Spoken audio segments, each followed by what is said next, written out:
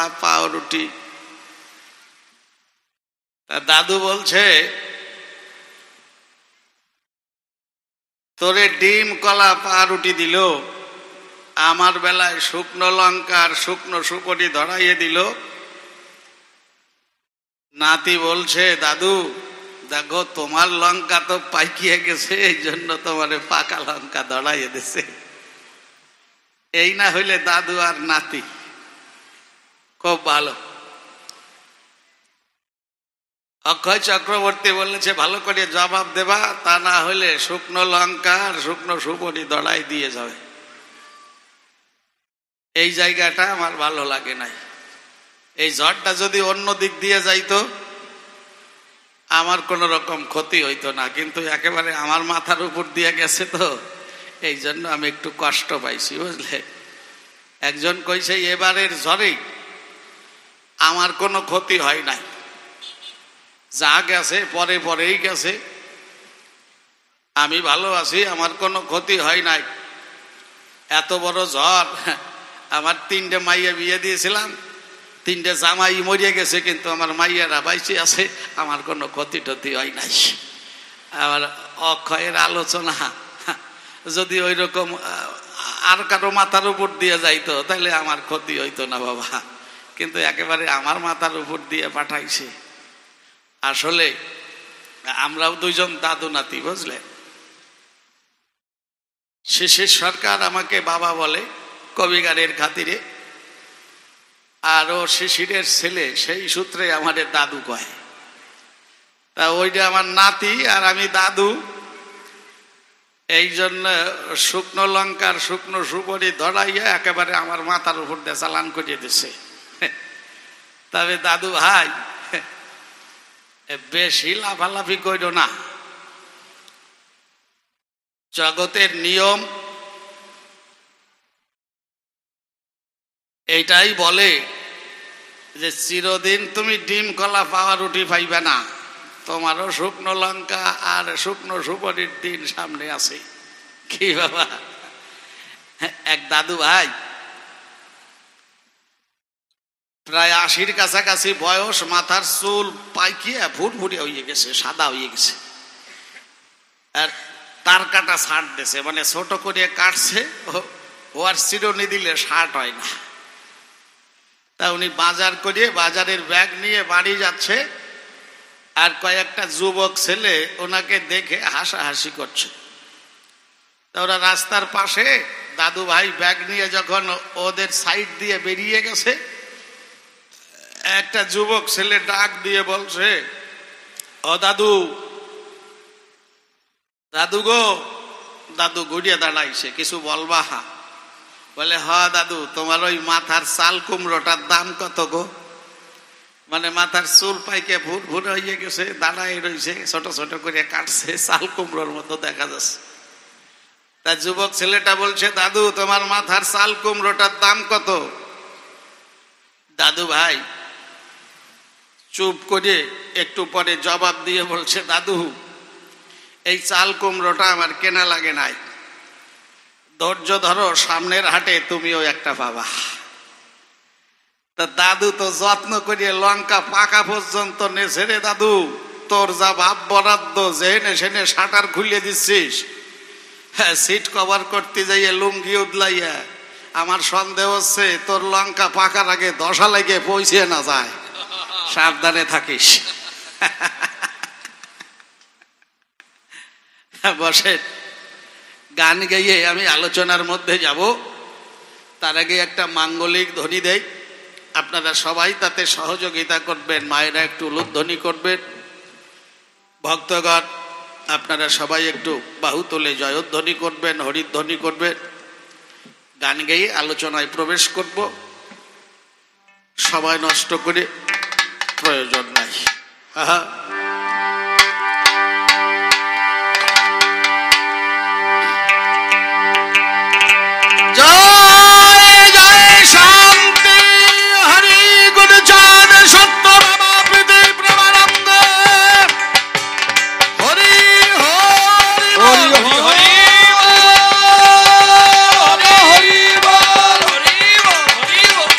ভক্তবৃন্দ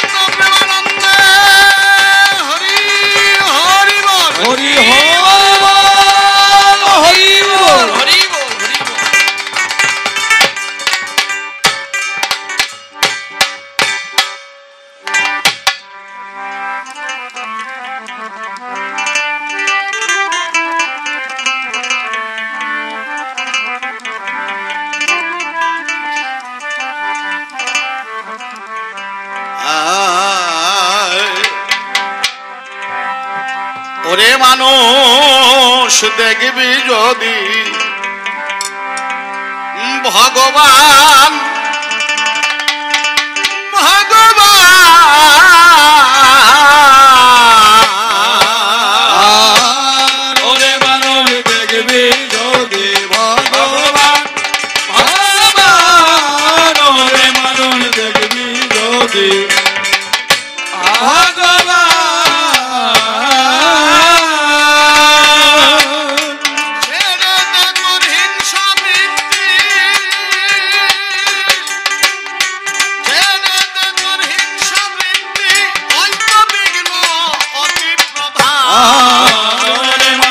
দেখবি যদি ভগবান ভগবান ওরে মানুষ দেখবি যদি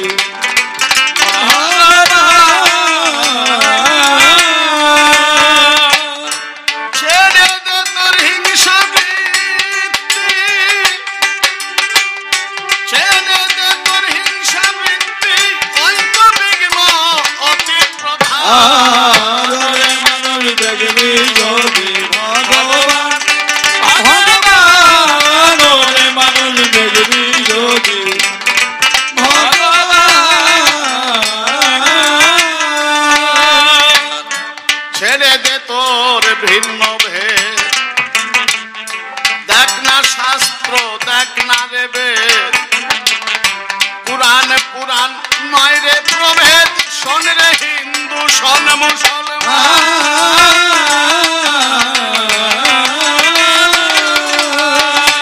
ছেড়ে দে ছেড়ে দে তোর ভিন্ন ভেদ দেখ না শাস্ত্র দেখ না রে বেদ পুরাণ পুরাণ নয় রে প্রভেদ শোন রে হিন্দু শোন মুসলমান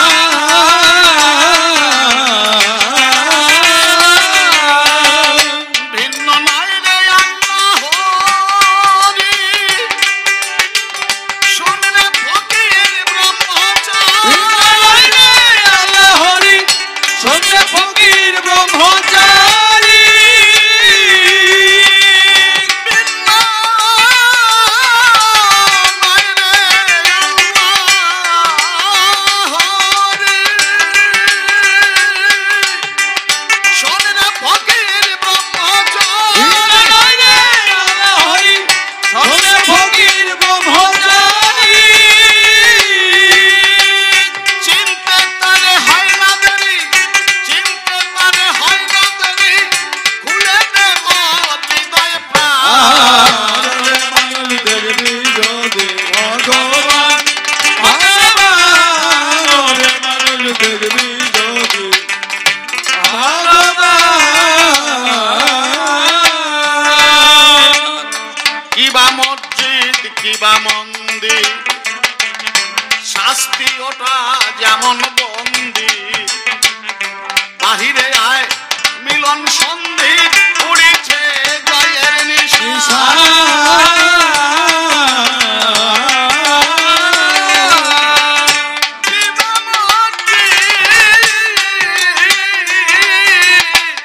কিবা মসজিদ কিবা মন্দির শাস্তি ওটা যেমন বন্দি বাহিরে আয় মিলন সন্ধির উড়িছে জয়ের নিশা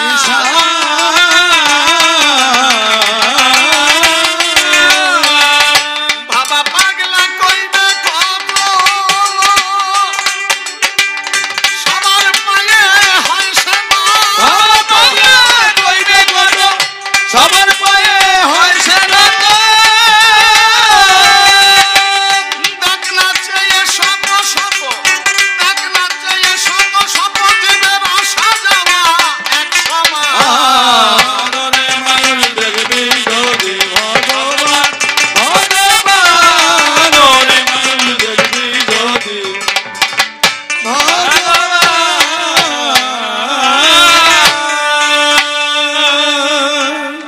শান্তি হরির যুগল পদ্ম হৃদ পদ্মে করে আরাধ্য শুদ্ধ চিত্তে প্রণতি জানায় সাধু গুরু বৈষ্ণব হেরি আর যত পুরুষ নারী আমার প্রণাম গ্রহণ করিবেন সবাই। দেখেছি শাস্ত্র অধ্যয়ন করে মানুষে যাকে করুণা করে তাকেই করুণা করেন বিশ্বের মালিক সাই।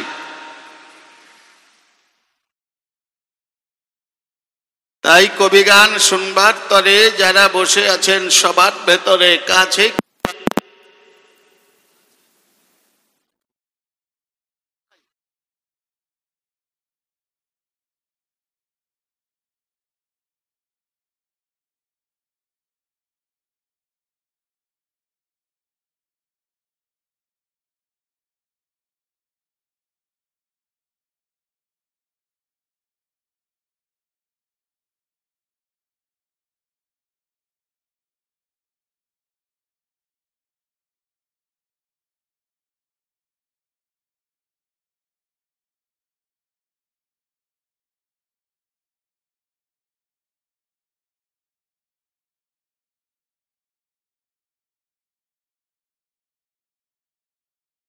জয় হরিচাঁদ। আজ কবিগান শুনবার তরে যারা বসে আছেন সবার ভেতরে কাছে কিংবা আছেন দূরে, সাকারে অথবা নিরাকারে প্রত্যেকের চরণ ধরে ভক্তি পূর্ণ প্রণাম জানাই। আপনারা করবেন আশীর্বাদ, যাহুতে যায় চিত্তের বিষাদ, ইষ্ট প্রেম প্রসাদ যেন অন্তরে হয় লাভ। অসৎ ক্রিয়া কুটিনাটি ঝেড়ে দেহের ময়লা মাটি দেহটাকে করে খাটি, ভেতরেতে জাগে যেন পবিত্র স্বভাব। গুরুপদে নিষ্ঠারতি থাকে যেন এমন মতি, ঊর্ধ্বরে তা করমরে দান। শ্রী গুরু অসীম আনন্দ দাউ মোরে কৃপা বৃন্দ, অন্ধের অন্ধরে গাহুগান। এখানেই বন্দনা করে ক্ষান্ত কবিগানের যে বৃত্তান্ত, আদি অন্ত চূড়ান্ত সিদ্ধান্ত করতে অন্তরের একান্ত কামনা। আমার বিপক্ষীয় বক্তা যিনি আজ অক্ষয় চক্রবর্তী নাম ধরে তিনি আমাকে ইদানি কবি রসরাজ তারক সরকার রূপে করেছে কল্পনা। কিন্তু আমার কাছে বলুন দেখি, একজন সাধারণ মানুষ দাঁড়াইয়ে সভাকক্ষে রসরাজ তারক সরকারের লক্ষ্যে কথা বলতে পারে নাকি? সেই শক্তি আর সেই ভক্তি তার লেশ মাত্র আমার মাঝে মেলো না কখন। তথাপিও নিয়ে এসেছি কবিগানের বায়না। এখন সভাতে দাঁড়াইয়ে কবি রসরাজ তারক সরকার না হইলেও তো বাবা হয় না। তাই রসরাজ তারকের চরণে আমার প্রার্থনা, কোথায় তুমি রসরাজ তারক, তুমি সে প্রেম রসের আরক, আজ আমার কথা নিও। তুমিই থাকো যে দেশে আমাকে ভালোবেসে, আমার হৃদাকাশে বসে বসে তোমার কথা আমার এই অধরে তুমি প্রকাশ করে যেও। আমি তার উপরে দিলাম ভার, তারে করলাম কর্ণধার, কাব্য সিন্ধু হব পার অন্তরের একান্ত আকিঞ্চন। এবার অক্ষয় চক্রবর্তীর কল্পনা মতে দাঁড়িয়ে সভ্য সভাতে বিধি মতে রসরাজ তারক সরকার নাম করিলাম গ্রহণ। অক্ষয় চক্রবর্তী কাব্যদ্বন্দ্বে হয়ে ব্রতী সবার সম্প্রতি এক এক করে আগে পিছে যেভাবে করেছে নিবেদন, আমি জবাব দেব অঙ্ক কষে। আপনারা বসে বসে মনের হরিষে সবার সকাশে সকলেই করবেন আস্বাদন। প্রথম নিবেদন করেছে ধর্মসভার গায়, খাঁটি মধুয়া কি হইলে হয়, তার আদর্শ কি, তার লক্ষণ কি, এইটা তোমার কাছে আমার জানতে অভিপ্রায়। বৈষ্ণবের কিছু লক্ষণাবলী আপনারা শুনলেন ভক্তমণ্ডলী। যারা বৈষ্ণবগণ তারা কি বলেছেন, তৃণাদপি শুনিছেন তরুরেব সহিষ্ণুনা, অমানিন মানদান কীর্তনিয়া সদাহরি। ব্যাখ্যা করলেন কি, তৃণ অর্থাৎ ঘাসের উপর দিয়ে মানুষ যদি মারাইয়ে যায়, আপনাদের সকলের আছে জানা, ঘাস পক্ষান্তরে মাথা উঁচু করে ওই পথিকের প্রতি কোন রকম প্রতিবাদ করে না, তাই না বাবা? আচ্ছা, গাছের যদি প্রাণ আছে, খুলে বলি আপনাদের কাছে, তার মাথার উপর দিয়ে তুমি অকারণে পাড়াইয়ে গেলে সে যে কিছুই বলে না, এটা আপনাদের বিশ্বাস হয়? আপনারা একটু মন থেকে বিবেচনা করে বলবেন, এটা বিশ্বাস হয় বাবা? আমরা যেখানে বিশ্বাস করি ঘাসের প্রাণ আছে, গাছের প্রাণ আছে, তাহলে ওরও প্রাণ আছে। তাহলে ওকে আমি মারাইয়ে যাচ্ছি কিন্তু ও কোনো রকম প্রতিবাদ করছে না, এইটা বিশ্বাস হয়? হ্যাঁ, অক্ষয়। এইখানেই হচ্ছে বুঝবার বিষয়। ওই তৃণ ওরা প্রতিবাদ করে, খুলে বলি তোমার ধারে তোমাদের উপলব্ধিতে এইটা বুঝতে পারো না, এইটাই হচ্ছে তোমাদের দুর্বলতার বিষয়। একটা গাছের একটা শাখা অর্থাৎ ডাল আপনি করিলেন ছেদন, এই গাছ তাকেও ছায়া হতে করে না বঞ্চিত, আপনারা শুনলেন যথাযথ। এইটা ঠিক আছে, ছায়া তাকে দান করে, কিন্তু সে কষ্ট পায় না, এইটা মনে করলে আমার মনে হয় ঠিক হয় না। হয় বাবা? গাছের তো অবস্থাই তাই, যেভাবে জন্ম নিয়েছে ওর চলার শক্তি নাই। কথা নয় অসঙ্গত, যদি গাছেরও চলার শক্তি থাকতো, তোমার হাতে কুঠার দেখলে ও পালাইয়ে যাইতো, তুমি ধরতে পারতে না রে ভাই। কিন্তু ওর চলার শক্তি নাই বলে তুমি কুঠার দিয়ে ওর শাখা প্রশাখা ছেদন করলে। ও কষ্ট পাচ্ছে, ওর কষ্টের ভাষা তুমি বুঝতে পারছো না, তোমাকে ছায়া দান করছে আর তুমি আনন্দে করছো বড়াই, এইটা ঠিক না। আরো সূক্ষ্মভাবে যদি কেউ চিন্তা করতে পারে, কি বলবো আপনাদের ধারে, তাহলে সেই যাবে মতুয়ার বাজারে, যেখানে গেলে সকলের জন্য সমভাবাপন্ন মন তার তৈরি হয়ে রয়। তবে এই জগতে চলার ক্ষেত্রে সবকিছু মেনে চলা যায় না, কিন্তু একজনকে ব্যথা দিলে নিজে যদি ব্যথাটা অনুভব করে দিলে, তাহলে সেখানে একটু অপরাধটা মনে হয় কম হয়, তাই না বাবা? কারণ সবার সব কিছু করার অধিকার থাকে না, কিন্তু অধিকার না থাকলেও কাউকে বঞ্চিত করা যায় না, তাই না বাবা? কথাটা ভালো করে বুঝবেন। বঞ্চিত করা তাকে যাচ্ছে না, কিন্তু ভাষার বিনিময় করাটার মধ্যে দিয়ে একটা তাৎপর্য। কথায় অমৃত আর কথার মাঝে আছে বিষ।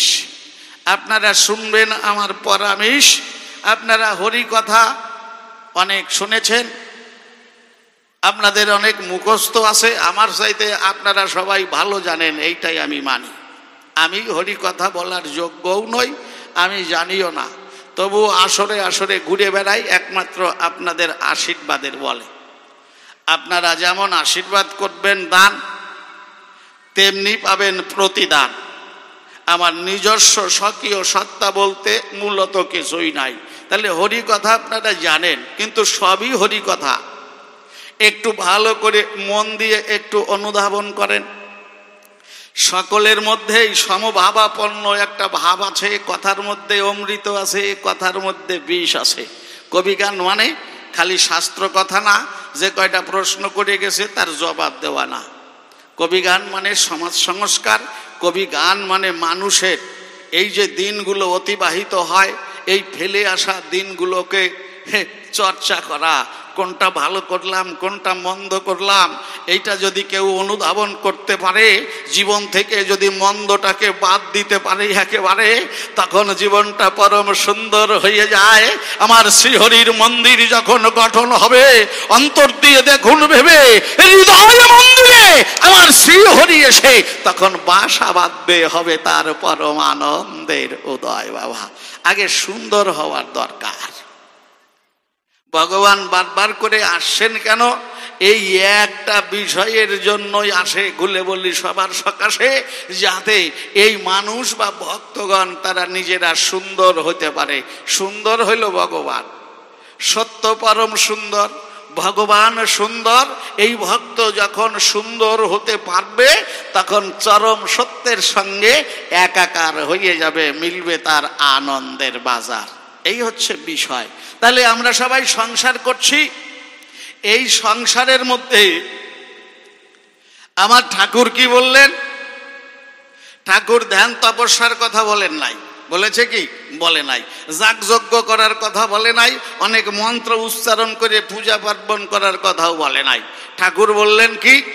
লইয়ে নিজ নারী ব্রহ্মচারী সচ্চরিত্র রবে, হাতে কাম মুখে নাম সদা সত্য কথা কবে, পরপতি পরসতী কভু না স্পর্শিবে, তুমি না ডাকিলে হরি তোমারে ডাকিবে। এমন সাহস করে কোন যুগে ভগবান এসে বলার সুযোগ পায় নাই। বলে নাই বলে তারা খারাপ এইটা বলতে আমি আসি নাই, কারণ এইবার সুযোগ হয়েছে তাই ভগবান সাহস করে দিয়েছে। কেন দিয়েছে? দেখেন, আলোচনা একদিক থেকে আর একদিক সরিয়ে চলে যাচ্ছে বাবা। তাহলে কথার মধ্যে যে বিষ আর কথার মধ্যে যে অমৃত, এইটা আমি ছোট্ট করে বোঝাই। আমরা সবাই সংসারে রয়েছি।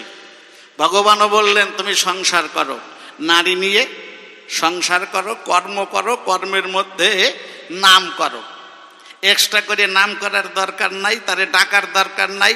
শ্রীহরি একদিন করুণা করে তোমারে ডেকে নেবে। ভাই, এর চাইতে সহজ করে আর কি বলা যেতে পারে? তাহলে আমরা যে সংসার করছি, সংসারটা সুন্দর কিসে হয় এইটাও তো একটু ভাববার বিষয়। সকলকে যদি সুন্দর করা যায় তবে সংসারটা সুন্দর হয় বাবা। এই প্রকৃতির নিয়ম। একদল আছে পুরাতন, আর একদল তারা হচ্ছে নূতন।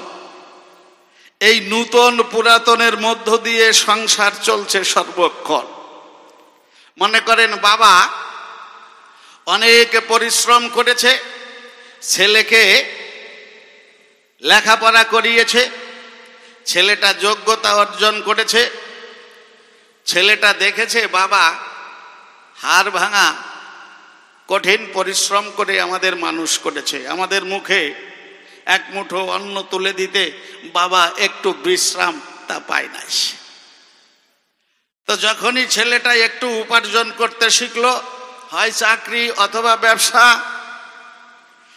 তখনই ওই ছেলেটা বলল, বাবা আমি তো জীবন ভরে দেখেছি তুমি অনেক কষ্ট করেছো, অন্তরে করি বিবেচনা, আমি তোমাকে এই সংসারের সমস্ত দায়িত্ব থেকে মুক্ত করে দিলাম, তোমাকে আর পরিশ্রম করতে হবে না। কথা হবে, যেখানে হরিসভা হবে, যেখানে ভাগবতের অনুষ্ঠান হবে, ভক্ত সঙ্গ হবে, তুমি সেখানে যাবে, তোমার যখন যেমন দরকার তাই করবে, সংসারের দিকে আর তোমার কোনো দায়িত্ব নিয়ে কাজকর্ম করা লাগবে না। এটা ছেলের শুভ বুদ্ধি। বাবাও খুশি হলো। ওই ছেলেকে বিয়ে দিয়ে একটা সুন্দর বৌমা আনলো। সংসারই করতে গেলে এখন ছেলে টাকা পয়সা উপার্জন করে এনে একদিন বাবার হাতে দিতে গেলে বাবা বলল, বাবা তোর কাছে খুলে বলি, আমাকে যদি সংসারের সমস্ত দায়িত্ব থেকে মুক্তি দিলি, তাহলে এই টাকাগুলি কেন আমার হাতে করবি অর্পণ? তোদের এই টাকা রক্ষা করতে হলে কখনকার দরকার হবে অন্তরে দেখ ভেবে আমার সেইভাবে বাড়িতেই বসে থাকতে হবে সর্বক্ষণ। অন্তরে কর ধারণা আমি তো বাড়ি ছেড়ে বাইরে যেতে পারবো না। তা কথা লবি, আমার লক্ষ্মী প্রতিমা বৌমা এসেছে, আমার মায়ের কাছে টাকাগুলো রাখবি। ছেলে বলল, বাবা বলো কি? বলে কেন, আমি ঠিকই বলেছি। বলল, বাবা তাহলে তোমার তো কিছু হাত খরচের প্রয়োজন হতে পারে, সেই টাকাটা তুমি রাখো। বলল, আমার লাগবে না, আমার মায়ের কাছে দিয়ে রাখ। বলে তোমার দরকার হলে? বললে কেন, তুই ছোট ছিলি, তোর যখন দরকার হতো তোর মায়ের কাছে গিয়ে চেয়ে নিতি। কি বলবো, তোর সম্প্রতি অন্তরে দেখলাম ভেবে আমার যদি প্রয়োজন হয় মা থাকবে আঙ্গিনায়, আমি চেয়ে নিয়ে যাব সেই সময়। দেখেন শ্বশুর মশাইয়ের মনের কত ইচ্ছা, সাত করে একটা সংসার সেই তো সুন্দর করে সাজিয়েছিল। এক সময় কত স্বপ্ন তার ছিল। আনন্দ কোথায়? ছেলে মেয়েরা ভালো থাকবে, বৌমা ভালো থাকবে, নাতি নাতনি হলে তারা ভালো থাকবে, এইটাই তো বৃদ্ধ বৃদ্ধার একমাত্র আনন্দের ধারা। তারা তো চিরদিন থাকবে না, এটা তারা জানে। কিন্তু বাবা চিন্তা করলো, এই ছেলে এখন উপার্জন করছে, সংসার চালাতেই ওকে সকাল থেকে সন্ধ্যা পর্যন্ত কাজে ব্যস্ত থাকতে হয়। এরপরে যদি ওকে নিজের হাতে 2 বেলা বাজার করতে হয়, বাবা অন্তরে করলো বিবেচনা, তাহলে বাবা তো ওই ছেলে তো নিজের জীবনটাকে উপভোগ করতে পারবে না, কারণ বাবার তো ওই বয়সটাই একদিন ছিল, তাই না বাবা? তাই বাবা চিন্তা করলো, আমার যখন এখনো চলার শক্তি আছে, মনে আছে ভাবো, অন্তত 2 বেলা বাজারটা আমি করিয়ে দেব। সকালবেলা মায়ের কাছ থেকে টাকা চাইয়ে নিয়ে ব্যাগ নিয়ে বাজারে যাব, বাজারটা করিয়ে দেব। ছেলে তো একটু সময় তো অবসর পাবে। বাবা আগে সংসারের সবই করত, ছেলে এখন মুক্তি দিয়েছে, এখন বাজারের দায়িত্বটা নিল সংসারের। ভালো করে কথাগুলো শুনবেন, ওমা তোমরাও শোনো ভালো করে। তা বাবা বাজারের দায়িত্বটা নিজেই ইচ্ছা করে নিয়েছে। প্রতিদিন সকালবেলা হলেই বাবা গিয়ে বৌমাকে বলে, বাবা মা টাকা দাও, বাজারের ব্যাগ দাও, আমি বাজার করে নিয়ে আসি। বৌমা টাকা দেয়, ব্যাগ দেয়, বাজার করে এনে দেয়। কিন্তু দেখা গেল একদিন শ্বশুরমশাই সকালবেলায় বিছানার থেকে ওঠে নাই, বাজারের বেলা ওভার হয়ে যাচ্ছে। কি বলবো আপনাদের কাছে, বৌমা হাতে করে 500 টাকার একটা নোট আর 2টো বাজারের ব্যাগ নিয়ে শ্বশুরের মাথার কাছে দাঁড়িয়ে বলল, বাবা ব্যাপারটা কি? বয়স হচ্ছে দিন দিন, আর আপনার বুদ্ধি শুদ্ধি কি সব গুল্লাই যাচ্ছে, আপনি বাজার করবেন না? বেলা এখন কয়টা বাজে? আমি কি হাত পা ফুরাইয়া রান্না করিয়ে দেব? এই যে টাকা থাকলো আর ব্যাগ থাকলো, তাড়াতাড়ি যান বাজার করে নিয়ে আসেন। এবার আপনারা ভাবেন তো বাবা, যে বাবা নিজের ইচ্ছায় সংসারের বাজার করার দায়িত্ব নিয়েছিল, সেই বাবার কি বৌমার এই কথা শোনার পরে আর এই সংসারের বাজার করার ইচ্ছাটা বেঁচে থাকলো?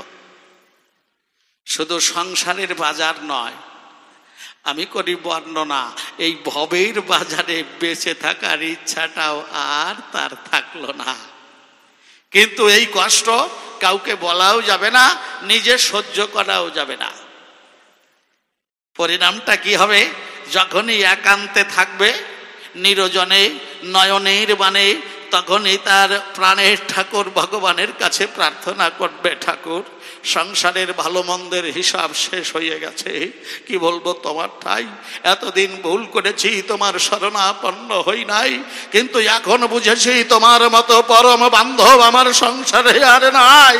ঠাকুর কথা নিও, যত শীঘ্র সম্ভব তোমার ওই যুগল চরণে আমাকে একটু জায়গা করে দিও।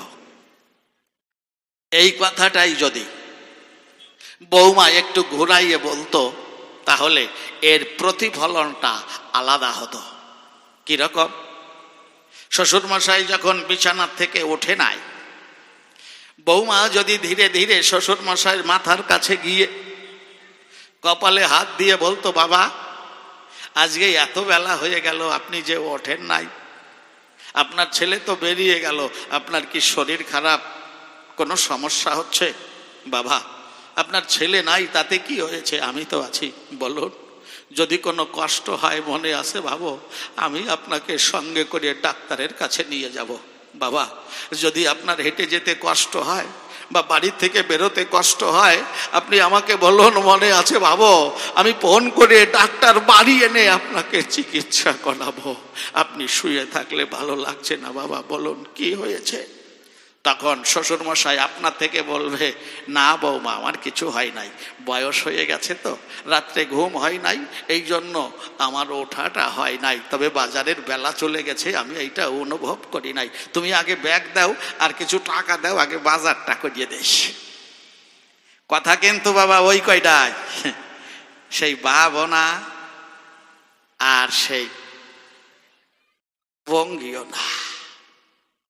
তাহলে কথাগুলো, কথার মধ্যে বিষ আছে, আবার কথার মধ্যেই অমৃত বিরাজ করছে। ঠাকুর যে বললেন তুমি সংসার করো, লয়ে নিজ নারী ব্রহ্মচারী সচ্চরিত্র রবে, হাতে কাম মুখে নাম সদা সত্য কথা কবে, পরপতি পরসতী কভু না স্পর্শিবে, তুমি না ডাকিলে হরি তোমারে ডাকিবে। ও বাবা, এর মধ্যে আলাদা করিয়া শ্বশুর শাশুড়ির কথা কয় নাই, কিন্তু সেই শ্বশুর শাশুড়ির উপরে যদি কেউ অত্যাচার করে, আমার কাছে বলুন দেখি শ্রীহরি তাকে করুণা করিয়ে তার কাছে জায়গা করিয়ে দেবে নাকি? পিতা মাতাই হচ্ছে এই সংসারে একমাত্র মূল ভগবান। পিতা মাতা গাছের গোড়া আর হরি গাছের ফল। গাছের গোড়া থাকতে কেন আগায় ঢালির জল? আমার ঠাকুর এসে কি শেখাতে চেয়েছে? এত সহজ করে মানুষকে ভালোবেসে এই ধর্মের অধিকারটা দিয়েছে। ঠাকুর ধর্মের অধিকারটা দিয়েছে কেন? এত সহজ করে দিয়েছেন বাবা। সত্য, ত্রেতা, দাপর, কলি, চারটে যুগ, তাই না? তাই এই চারজনে হচ্ছে ভগবানের চারটি ছেলে। খুলে বলি, সভ্য সভাতলে সত্য যুগের দায়িত্বটা সত্যের উপরে, ত্রেতার দায়িত্ব ত্রেতার উপরে, দাপরের দায়িত্ব দাপরের উপরে, কলির দায়িত্ব কলির উপরে। তা বাবা সমান সম্পত্তি দিয়ে সকল ছেলেকে ছেড়ে দিয়েছে। তাই একদিন সত্য, ত্রেতা, দাপর, কলি চার খোকাকে ডাক দিয়ে বাবা বলছে, বাবা তোমাদের যে সম্পদ আমি দিয়েছি তার অবস্থা পরিস্থিতিটা বলো, যদি আরো কিছু কারো প্রয়োজন হয় মনে আসে ভাবো, আমি তাকে সেটাও